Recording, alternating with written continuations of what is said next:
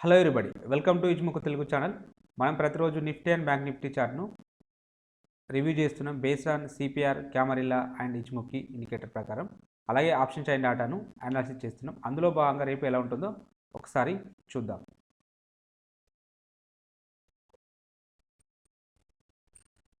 ముందుగా నిఫ్టీ యొక్క intraday చార్ట్ని analysis చేసినట్టయితే నిన్నటి సిపిఆర్తో పోల్చుకున్నప్పుడు ఈరోజు హయ్యర్ వాల్యూ సిపిఆర్ అయితే రావడం జరిగింది. ప్రైస్ అనేది సిపిఆర్ పైన పర్టికులర్గా గ్యాప్ అప్లో R1 దగ్గర ఓపెన్ అయింది. ఇలా ఓపెన్ అయినప్పుడు జనరల్గా నేను ఇక్కడ అంటే R1 దగ్గర సెల్ చేయమని చెప్తుంటాను.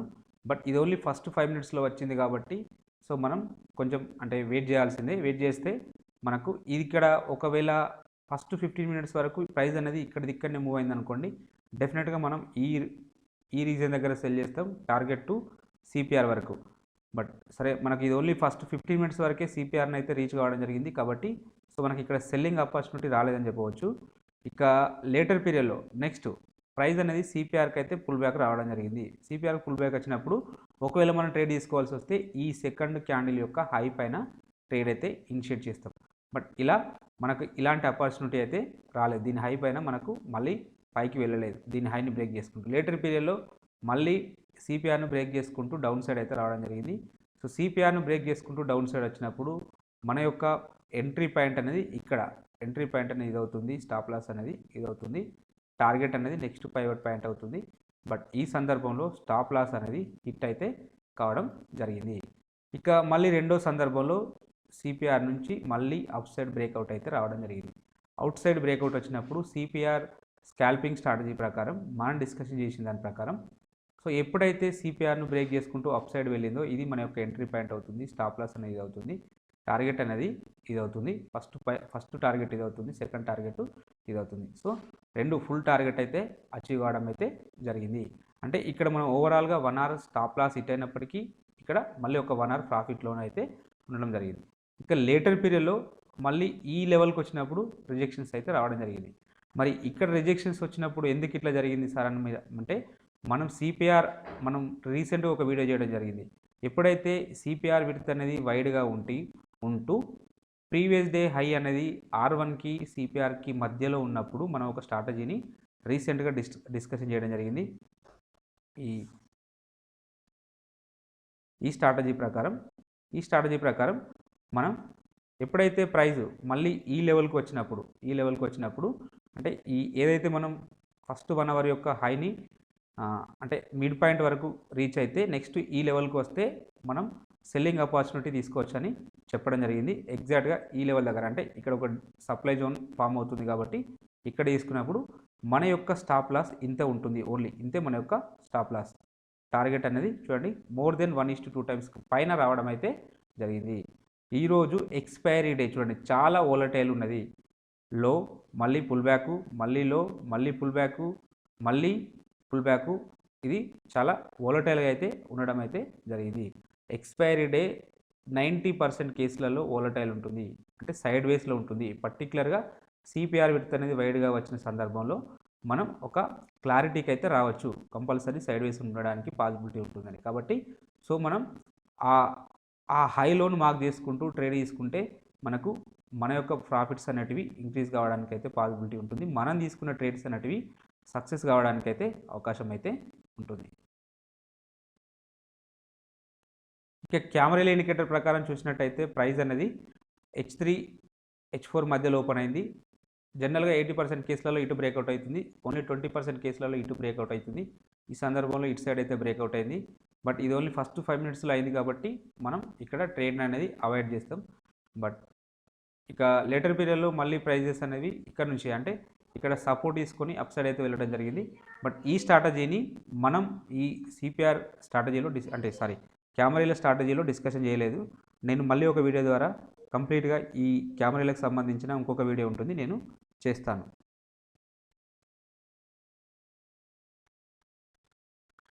ఇక సప్లై డిమాండ్స్ గురించి డిస్కషన్ చేస్తే మనం ఇక్కడ ఒక సప్లై జోన్ ఇవ్వడం జరిగింది. దీనిపైన ఓపెన్ అయింది ప్రైస్ అనేది, దీనిపైన ఓపెన్ అయ్యి దీన్ని బ్రేక్ చేసుకుంటూ కిందికి వచ్చింది. కిందికి వచ్చిన తర్వాత మళ్ళీ ఇది సప్లై జోన్గా యాక్ట్ అవుతుంది చూడండి. సప్లై జోన్గా యాక్ట్ అయినప్పుడు మనకు ఇక్కడ ప్రైస్ అంటే ఇక్కడ కన్ఫర్మేషన్ క్యాండిల్ రాలేదు వాస్తవానికి. కన్ఫర్మేషన్ క్యాండిల్ వస్తే మనం డెఫినెట్గా ట్రేడ్ అయితే ఇక్కడ ఇనిషియేట్ చేసేవాళ్ళం. కన్ఫర్మేషన్ క్యాండిల్ రాలేదు కాబట్టి అలా వదిలేద్దాం. పుల్ బ్యాక్ అయితే రావడం జరిగింది, బట్ ఇది కన్ఫర్మేషన్ క్యాండిల్ అయితే కాదు. కాబట్టి ఈ క్యాండిల్ అనేది కన్ఫర్మేషన్ క్యాండిల్ కాదు. సో ఈ విక్ అనేది పై సైడ్ ఉంటే మనం కన్ఫర్మేషన్ కన్సిడర్ చేసేవాళ్ళం. కాబట్టి సో ఇక్కడ నో ట్రేడ్. ఇక లేటర్ పీరియడ్లో మళ్ళీ ఈ జోన్కి అయితే ప్రైస్ అనేది రావడం జరిగింది. ఈ జోన్కు ప్రైస్ వచ్చినప్పుడు మనకు కన్ఫర్మేషన్ క్యాండిల్ అనేది ఇది అవుతుంది. చూడండి, ఈ జోన్కి వచ్చినప్పుడు జస్ట్ మన స్టాప్ లాస్ ఓన్లీ ఇంతే, లేదంటే జస్ట్ స్లైట్ ఇక్కడ వరకు పెట్టుకుంటాం. దీనికి 1:2 టైమ్స్ ఈజీగా టార్గెట్ అయితే అచీవ్ కావడం అయితే జరిగింది. సో కాబట్టి ఇలా ఉంటుంది. ఇలాంటి జోన్స్ మార్క్ చేసుకోవడానికి ప్రయత్నం చేయండి. ఇక రెండోది, మళ్ళీ ఎప్పుడైతే ఈ జోన్కు ప్రైస్ వచ్చేసినప్పుడు ఇక్కడ కన్ఫర్మేషన్ క్యాండిల్ అంటే ఇది, దీని లో కింద మళ్ళీ ట్రేడ్ అనేది మనకి ఎగ్జిక్యూటివ్ కాలేదు కాబట్టి సో నో ప్రాబ్లం. ఇక్కడ అంటే ఫాల్స్ ట్రేడ్ నుంచి మనం అయితే కాపాడుకోగలిగినాం. నెక్స్ట్ దీని తర్వాత మళ్ళీ దీన్ని బ్రేక్ చేసుకుంటూ వెళ్ళింది కాబట్టి అప్పుడు వదిలేసి, ఎందుకంటే ఫస్ట్ టైం వచ్చింది, రెండోసారి వచ్చింది, మళ్ళీ మూడోసారి వచ్చింది కాబట్టి ఒక జోన్ లేదా 2 టైమ్స్ 3 టైమ్స్ కంటే మ్యాక్సిమం మనం అక్కడ ఉండడానికి, ఆ జోన్ కన్సిడర్ చేయడానికి అయితే వీల్లేదు.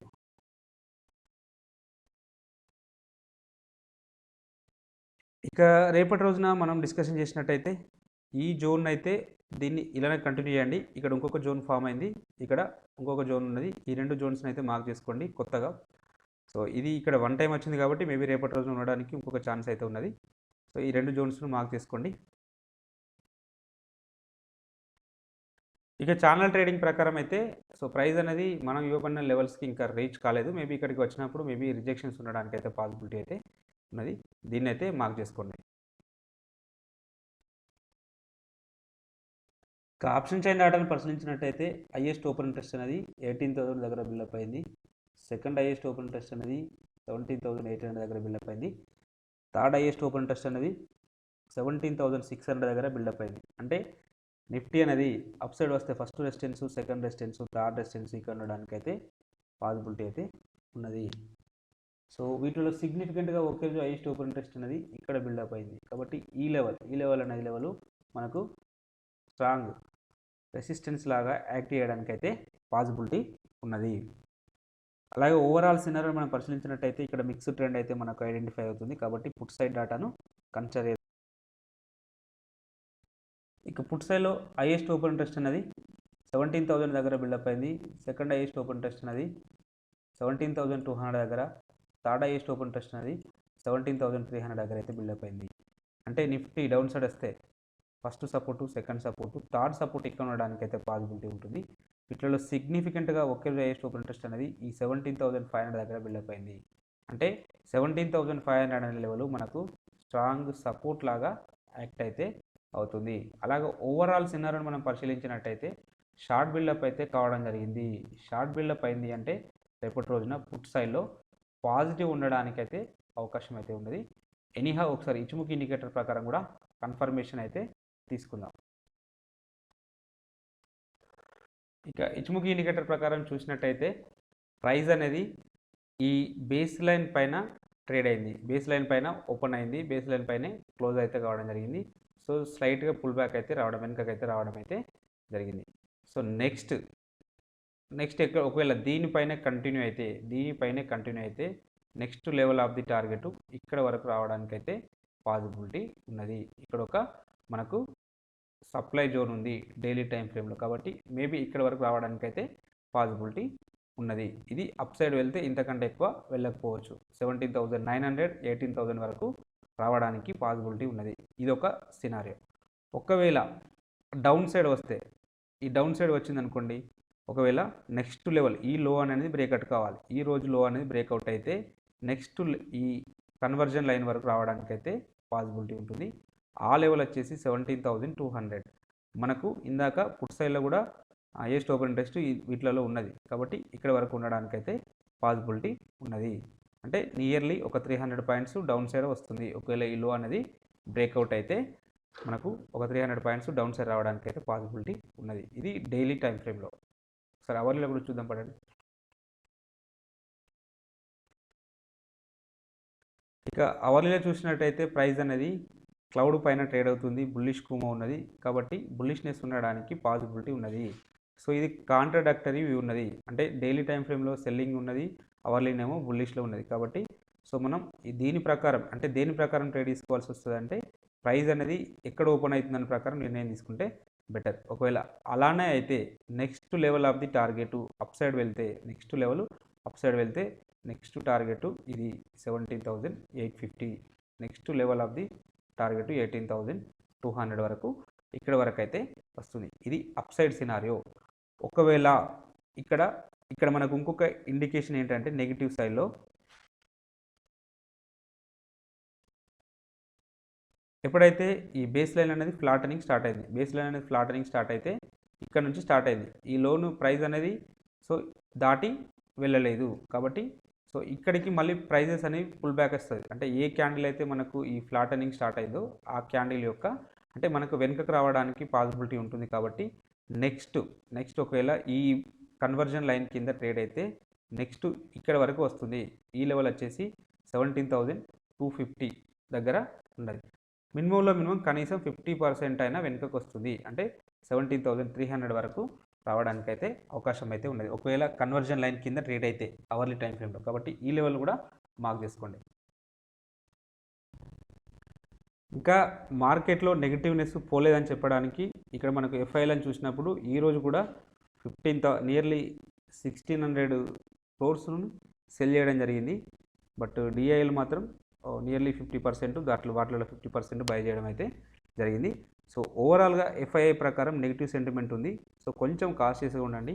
సో కరెక్షన్ అంటే మనకు డౌన్ ట్రెండ్ ఎండ్ అయినట్టు కాదు, కొంచెం కాషియస్గా ఉండండి. ఇంకా కొన్ని కన్ఫర్మేషన్ క్యాండిల్స్ అయితే కావాలి. అంటే మనకు బుల్లిష్నెస్ రావడానికి ఇంకా కొన్ని కన్ఫర్మేషన్స్ అయితే రావాలి. అకార్డింగ్ టు ఎఫ్ఐ డేటా ప్రకారం అయితే ఈరోజు కూడా సెల్లింగ్ అయితే చేయడం అయితే జరిగింది.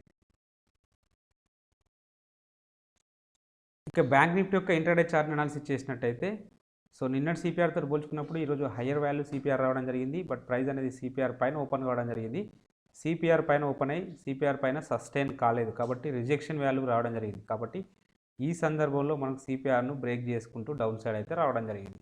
సో సిపిఆర్ని బ్రేక్ చేసుకుంటూ డౌన్ సైడ్ వచ్చినప్పుడు మనం సిపిఆర్ స్కాల్పింగ్ స్ట్రాటజీ ప్రకారం ఇక్కడ ఏం చేస్తాం, ఇది మన యొక్క సెల్లింగ్ ప్రైస్ అవుతుంది, ఎంట్రీ ప్రైస్ అవుతుంది, ఇది మన యొక్క స్టాప్ లాస్ అవుతుంది. దీనికి 1:2 టైమ్స్ ఇక్కడ ప్రీవియస్ డే లో అయితే ఉండడం అయితే జరిగింది. సో మనం చెప్పిన దాని ప్రకారం అయితే ఇంకా 1:1 బుక్ చేసుకోమని చెప్పాము. సో మనం లాస్ట్ వరకు వెయిట్ చేసినా కూడా అంటే మన ఫుల్ టార్గెట్ కోసం వెయిట్ చేసినట్టయితే కూడా టార్గెట్ అయితే అచీవ్ కావడం అయితే జరిగింది సిపిఆర్ స్కాల్పింగ్ స్ట్రాటజీ ప్రకారం. ఇక రెండోది ఇటీవల చాలామందికి ఇక్కడ ఒక జనరల్గా ఈ మనకు previous day general strategy previous day లోను S1 బ్రేక్అవుట్ అయితే మనం ట్రేడ్ తీసుకుంటాం. ఇక్కడే S1 బ్రేక్అవుట్ అయింది, నెక్స్ట్ ప్రీవియస్ డే లో ఇక్కడ బ్రేక్అవుట్ అయిందని చెప్పి ట్రేడ్ తీసుకుంటారు. బట్ ఇదంతా ట్రాపింగ్. ఎందుకు ట్రాపింగ్ అంటున్నానంటే చూడండి, క్లోజ్ అనేది కొంచెం పర్ఫెక్ట్ క్లోజ్ కావాలి. ఫర్ అట్లీస్ట్ మినిమంలో మినిమం బాడీ అనేది ఇట్లా కనీసం ఇట్లా క్లోజ్ అయితేనే దాన్ని బ్రేక్అవుట్ క్యాండిల్గా కన్సిడర్ చేయాలి. సో ఇది ఇక్కడ ఏమైనా బాడీ పూర్తిగా క్లోజ్ అయిందా, జస్ట్ స్లైట్గా క్లోజ్ కావడం జరిగింది. ఇలాంటి వాటిని కన్సిడర్ చేయొద్దు. మళ్ళీ పర్టికులర్గా ఇక్కడ చూసినప్పుడు గతంలో ఇక్కడ ప్రైస్ అనేది ఇక్కడ సపోర్ట్ తీసుకున్నది చూడండి. సో ఇంత అద్భుతమైన సపోర్ట్ తీసుకున్నప్పుడు కొంచెం దీని కింద ఏదైనా ఒక క్యాండిల్ క్లోజ్ అయ్యే వరకు వెయిట్ చేయాలి. అలాంటి క్యాండిల్ అనేది ఇక్కడ క్లోజ్ కాలేదు కాబట్టి ఎవరైతే ఇక్కడ తీసుకుంటే ఇది ట్రాపింగ్ అవుతుంది. ట్రాపింగ్ అయిపోయి చూడండి ప్రైస్ అనేది మళ్ళీ అప్ సైడ్ అయితే వెళ్ళడం జరిగింది. సో కాబట్టి పర్టికులర్గా ఇలా సిపిఆర్ విడ్త్ అనేది వైడ్గా వచ్చేసి మనకు ఇలాంటి మనకు ఇక్కడ విక్స్ ఉండి ఆ విక్స్ దగ్గర సపోర్ట్ తీసుకుంటున్నప్పుడు మనం కొంచెం వెయిట్ చేస్తేనే బెటర్. లేకపోతే స్టాప్ లాసెస్ అయితే హిట్ కావడానికి ఎక్కువ అవకాశం అయితే ఉంటుంది. చూడండి మళ్ళీ సిపిఆర్కి అయితే పుల్ బ్యాక్ రావడం జరిగింది. సో మళ్ళీ సిపిఆర్ పుల్ బ్యాక్ వచ్చినప్పుడు సిపిఆర్ పుల్ బ్యాక్ స్ట్రాటజీ ప్రకారం అయితే ట్రేడ్ అయితే ఇనిషియేట్ చేస్తాం చూడండి. సో ఇక్కడ రాలేదు ఆపర్చునిటీ, నెక్స్ట్ లేటర్ పీరియడ్లో మళ్ళీ ఇక్కడ రావడం అయితే జరిగింది. ఇది ఎంట్రీ పాయింట్, ఇది స్టాప్ లాస్, టార్గెట్ అనేది 1:1 అయితే రావడం అయితే జరిగింది. సో ఒకవేళ ఇక్కడ సిపిఆర్ స్కాల్పింగ్ స్ట్రాటజీ ప్రకారం ఇక్కడ సిపిఆర్ బ్రేక్అవుట్ కాలేదు, ఏ క్యాండిల్ కూడా పర్ఫెక్ట్గా దానిపైన సిపిఆర్ పైన క్లోజ్ కాలేదు కాబట్టి బై సైడ్ వెళ్ళాల్సిన అవసరం రాలేదని చెప్తున్నాను.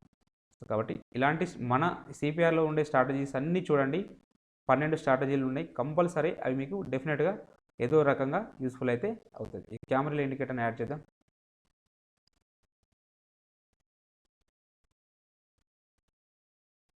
క్యామరీల ఇండికేటర్ ప్రకారం అయితే డిస్కషన్ చేసినట్టయితే సో ప్రైస్ అనేది H3 L3 మధ్యలో ఓపెన్ కావడం జరిగింది. ప్రైస్ అనేది H3కి పుల్ బ్యాక్ అయితే L3కి పుల్ బ్యాక్ అయితే రాలేదు. అంటే ఇక్కడ పుల్ బ్యాక్ వస్తే ట్రేడ్ తీసుకునే వాళ్ళం కాబట్టి అలాంటి అవకాశం అయితే రాలేదు. క్యామరీల ప్రకారం నో ట్రేడ్.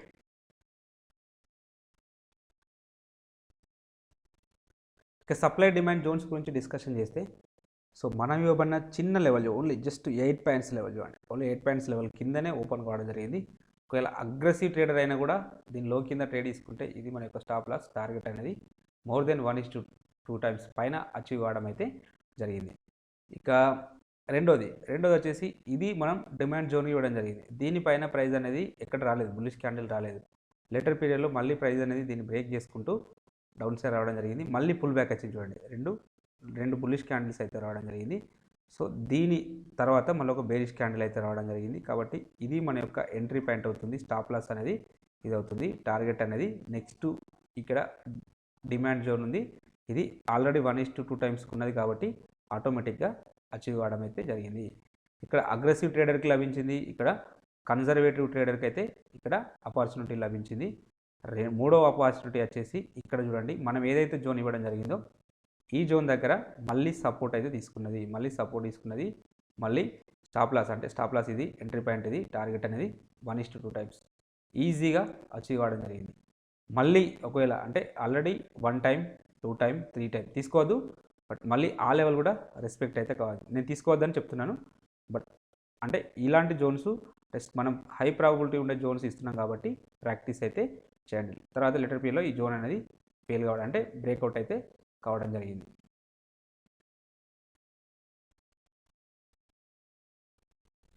రేపటి రోజున ఈ జోన్స్ను కన్సిడర్ చేయండి. ప్రైజెస్ అనేవి ఈ లెవెల్కి వచ్చినప్పుడు మనకు విత్ కన్ఫర్మేషన్ క్యాండిల్ తోటి ట్రేడ్ తీసుకునే ప్లాన్ చేద్దాం.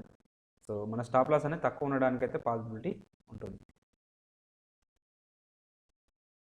ఇక ప్యారలల్ ట్రేడింగ్ ప్రకారం చూసినట్టయితే మనం ఇవ్వబడిన లెవెల్కి ఎగ్జాక్ట్గా చూడండి, ఎగ్జాక్ట్గా ఇక్కడనే సపోర్ట్ తీసుకొని అప్ సైడ్ అయితే వెళ్ళడం జరిగింది.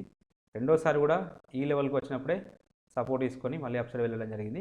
రేపటి రోజున పాసిబిలిటీ ఏంటంటే ఒకవేళ ఈ జోన్ బ్రేక్అవుట్ అయితే, అంటే ఈ మిడ్ లైన్ అనేది బ్రేక్అవుట్ అయితే నెక్స్ట్ ఫర్దర్గా ఇక్కడ వరకు రావడానికి అయితే పాసిబిలిటీ ఉన్నది. ఇక్కడ ఒక సపోర్ట్ ఉంది కాబట్టి మేబీ ఇక్కడ వరకు రావడానికి 36,800 వరకు రావడానికి ఒక అవకాశం అయితే ఉన్నది. ఇన్ కేస్ ఇది కూడా బ్రేక్అవుట్ అయితే నెక్స్ట్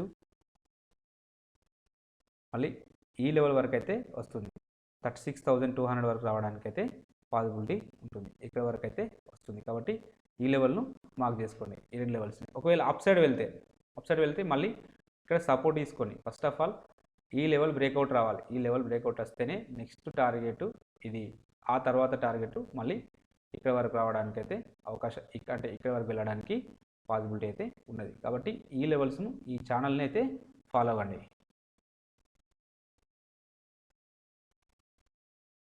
ఇక బ్యాంక్ నిఫ్టీ యొక్క ఆప్షన్ చైన్ డేటాను పరిశీలించినట్టయితే హైయెస్ట్ ఓపెన్ ఇంట్రెస్ట్ అనేది 38,000 దగ్గర బిల్డప్ అయింది. సెకండ్ హైయెస్ట్ ఓపెన్ ఇంట్రెస్ట్ అనేది 37,500 దగ్గర బిల్డప్ అయింది. థర్డ్ హైయెస్ట్ ఓపెన్ ఇంట్రెస్ట్ అనేది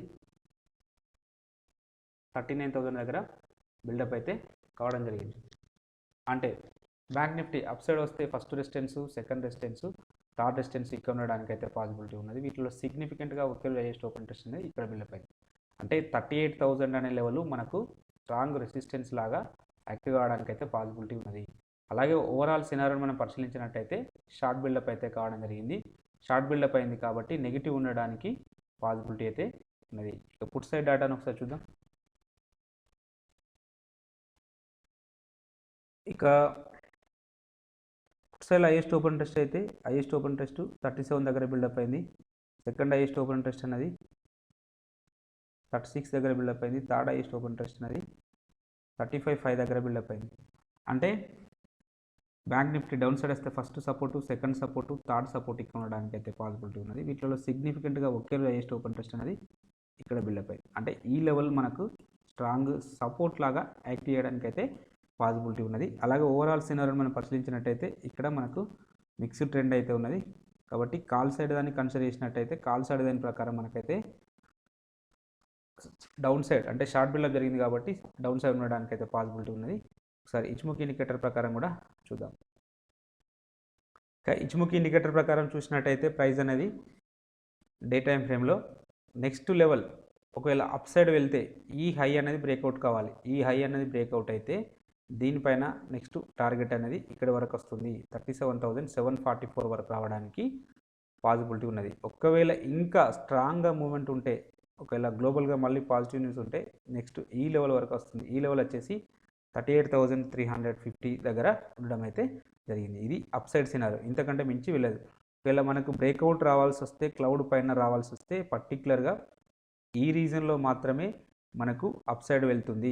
సో ఇక్కడ వరకు అంటే ప్రైస్ అనేది ఇక్కడ వరకు వచ్చిన తర్వాతనే మనకు బ్రేక్అవుట్ రావడానికి పాసిబిలిటీ ఉంటుంది. ఇది వచ్చేసి మనకు 21 డిసెంబర్ అండ్ 30 డిసెంబర్ అంటే ఈ రీజన్లో ఉన్నది కాబట్టి ప్రైస్ అనేది ఇక్కడ అంటే ఈ లెవెల్ ఈ రోజు వచ్చే వరకు మనకు అంటే ప్రైస్ అనేది ఈ లెవెల్ దాటిపోకుండా ఉండడానికి అయితే పాసిబిలిటీ ఉన్నది. కాబట్టి సరే చూద్దాం, రేపటి రోజునైతే ఈ లెవెల్స్ 2 లెవెల్స్ మార్క్ చేసుకోండి. ఒకవేళ ఇక డౌన్ సైడ్ చూద్దాం. డౌన్ సైడ్ చూస్తే ఎప్పుడైతే మనం ఈ లోస్ అనుకుంటున్నామో ఈ లోస్ కింద బ్రేక్ అంటే డౌన్ సైడ్ వస్తే ఈ లోస్ బ్రేక్అవుట్ అయితే నెక్స్ట్ ఈ కన్వర్జన్ లైన్ వరకు రావడానికి అయితే పాసిబిలిటీ ఉంటుంది. కన్వర్జన్ లైన్ వచ్చేసి 36,400 ఇక్కడ వరకు రావడానికి స్ట్రాంగ్గా అవకాశం అయితే ఉన్నది. ఎందుకంటే ఫ్యూచర్ కుమో బెరిష్లో ఉన్నది. ఇంకో 1 or 2 డేస్ పుల్ బ్యాక్ వస్తుంది. ఎందుకు పుల్ బ్యాక్ వస్తుందంటే బేస్ లైన్ అనేది ఫ్లాట్గా ఉన్నది కాబట్టి 1 or 2 డేస్ పుల్ బ్యాక్ వస్తుంది. నెక్స్ట్ మళ్ళీ ఈ కన్వర్జన్ లైన్ వరకు రావడానికి అయితే అవకాశం అయితే ఉన్నది. ఇన్ కేస్ అది బ్రేక్అవుట్ అయితే నెక్స్ట్ ఈ 35,500 వరకు రావడానికి పాసిబిలిటీ ఉన్నది. కాబట్టి ఈ లెవెల్స్ని అయితే మార్క్ చేసుకోండి. కావాలి టైం ఫ్రేమ్లో చూసినట్టయితే ప్రైస్ అనేది కంప్లీట్గా బులిష్నెస్ అయితే షో చేస్తుంది. బట్ ప్రైస్ అనేది కన్వర్జన్ లైన్ కింద ట్రేడ్ అవుతుంది. నెక్స్ట్ లెవెల్ ఒకవేళ ఇక్కడే ఓపెన్ అయితే నెక్స్ట్ ఈ బేస్ లైన్ వరకు అయితే వస్తుంది. బేస్ లైన్ వచ్చేసి 36,547 ఇక్కడ వరకు రావడానికి అయితే పాసిబిలిటీ ఉన్నది. ఏమాత్రం డౌన్ సైడ్ వచ్చినా మన నెక్స్ట్ ఇమీడియట్ టార్గెట్ అనేది ఇదవుతుంది. అప్పుడు మనం ఈ సందర్భంలో పీఈని బై చేస్తాం. లేదు దీనిపైన కన్వర్జన్ లైన్ పైన ఓపెన్ అయితే నెక్స్ట్ బుల్లిష్నెస్ ఉండడానికి పాసిబిలిటీ ఉన్నది. సో ఆ లెవెల్ వచ్చేసి ఒకవేళ అలా బుల్లిష్నెస్ వస్తే నెక్స్ట్ ఇక్కడ వరకు అయితే వస్తుంది. ఈ లెవెల్ వచ్చేసి 38,000 వరకు రావడానికి పాసిబిలిటీ ఉన్నది.